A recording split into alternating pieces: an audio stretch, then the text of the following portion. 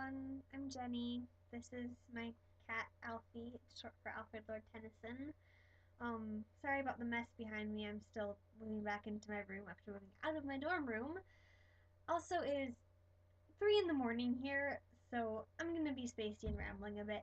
Sorry, for some reason this seemed like the ideal time to make a video. I'm very tired. Hey, kitty. Um, so I'm Jenny. I'm the media manager, which means that I'm the person who's constantly pestering you to finish your text and graphics. Sorry about that. And I forgot to have the questions opened up, so give me a second to find those.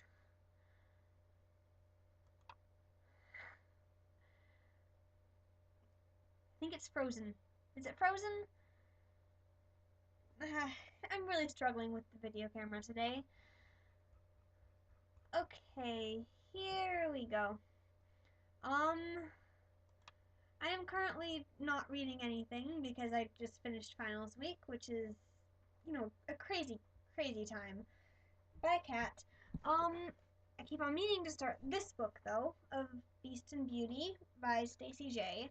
I've read it before, but my roommate gave me my own copy for Christmas, and I have not gotten around to reading it again until now. But it's Beauty and the Beast, kind of reverse Beauty and the Beast, with surprise aliens. Sorry, that might have been a major spoiler, but I don't think the aliens were supposed to be a surprise. I realized like halfway through that everyone was aliens, because it reads very much like a fantasy. They just happen to be on another planet, and you don't really notice at first. So yeah, that's my current book. If you watched my last intro video, or if you read any of the texts I wrote during January and February, there were a lot of them, you will know that I am completely obsessed with Beauty and the Beast. It's really a problem. I don't think it's healthy at this point. My favorite book, though, is The Queen of Atolia by Megan Whalen Turner. It's part of what is so far a 4-book series, but it's supposed to be a 6-book series. But Megan Whalen Turner writes really, really slow, so it'll be a miracle if all 6 come out before I die. Fortunately, the second and third are my favorite, so I'm not too worried about the last 2 as long as I get to keep those middle 2. There's a lot about books that entices me. You can see a few of my bookshelves in the background there. Those are just a few of them. I have like 4 times more books than are probably visible in this shot. More than books, though, I'm really drawn to stories. Another reason that I haven't gotten around to this book, I've been reading a lot of fan fiction lately, which is one of those weird things that's kind of embarrassing to admit, but I'm really, really into folklore, and I like the sense of community there, the way that everyone contributes to making this one story, and it's really a collective narrative. I think there's something really, really beautiful in that, and I've found that fan fiction is the best modern equivalent to the folk tales that were being transmitted and recorded a couple hundred years ago. So I like the communication within stories. I like the way they're all connected, and you really can't separate them out. Because of my obsession with Beauty and the Beast, I can probably a solid 30-40% of the stories I've read, I can make an argument that they're actually retellings of Beauty and the Beast, just because they're universal ideas that you can never really get away from, and they permeate everything that we do, and all of these same basic stories are always a part of us, and they keep coming back again and again and again, and I just think that's really beautiful. A childhood story that inspired me, The Wizard of Oz. Another thing that I'm very, very obsessed with. I have many obsessions. It's sort of a problem. But, yeah, I was really, really into the movie when I was like 4, and that was bad because the flying monkeys seemed much scarier when I was 4 than they do when I watch the movie again now.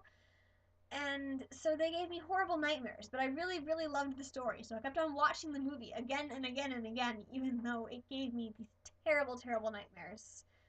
I've never been good at making responsible decisions about the stories that, yeah. Um, I didn't actually read the book, The Wonderful Wizard of Oz, until I was 11, 12, maybe 13. Uh, but I was instantly obsessed. I read the entire 14 book series. Actually, it's technically like a 42 book series.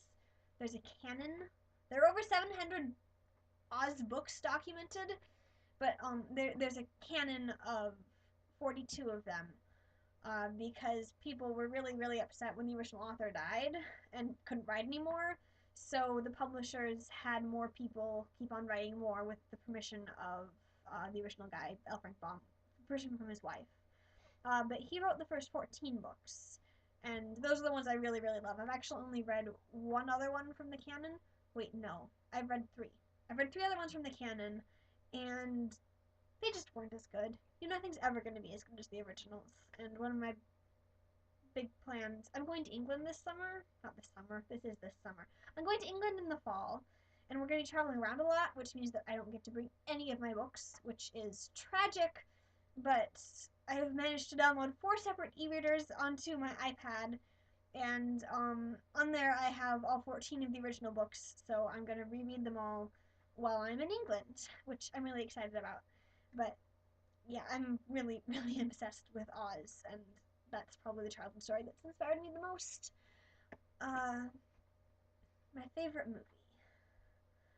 That changes a lot. I'm pretty consistently really into Penelope and Megamind, which is sort of two very different movies to be into, I guess, but they just both make me really happy. Lately I've been a lot more into TV shows than movies. I'm watching iZombie right now, which is great. But my favorites are Chuck, Buffy the Vampire Slayer, and Veronica Mars. I'm really into Veronica Mars right now. I started watching it about a year ago, and since then I've watched the first season like 6 times all the way through. I have a problem. I'm really, really obsessed with season 1 of Veronica Mars.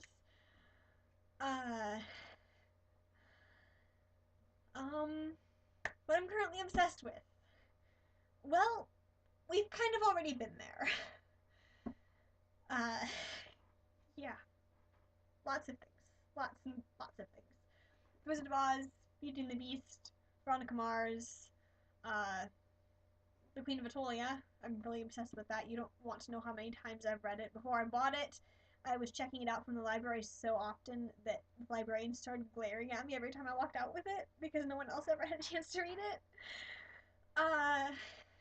Fairy tales. I'm always super obsessed with all fairy tales. Yeah. If you ever want to know anything about any European fairy tale, I can tell you all the weirdest stories. But yeah, just stories in general, which I've talked about a little before. That's kind of really what I'm into right now. And I want to be a part of something where stories matter. Which is one of the reasons I'm really, really happy to be here. And I'm currently working as an editorial assistant on a literary magazine, too. And just being involved makes me really happy. I've always wanted to start my own small press, and now that I've just finished my junior year in high school and I'm kind of, wrapping things up and making plans for the future, that seems like a real possibility. And I've done lots of research, and so I'm really excited about getting to start that at some point, and I've been doing a lot of planning for it lately. I've been really into poetry writing. I just wrote like 75 poems in the last month or two, and I want to print my second poetry anthology sometime this summer. I did my first in the winter. It was called Goodbye and Other Words I Should Have Said. So I'm going to put these 75 new poems into a new poetry collection called Avalanche, and I'm really, really excited about that. That's probably the thing that I'm currently most obsessed with. I've been working on it nonstop for a while now, and I'm at the point where I just need to put a few more in order, and then format and design the cover, and I can really get going. So that's really, really exciting. what in Blooming Twig am I passionate about? I need to show with the hand gestures. I'm watching myself in the camera and I'm noticing that I'm moving my hands a lot. Sorry, and I'm not stopping. Okay, sitting on my hands. In Blooming Twig, I'm really passionate about. Gosh, I don't know. I've been here since the very end of October. There's so much that's happened that I've been excited about. I'm using my hands again. Whatever. Who cares? Uh, really, I love the community. Um, one of my best friends is going to start working here in a couple weeks, so that'll make the community even better. Because it'll be really awesome to work with her. Her name's Taylor.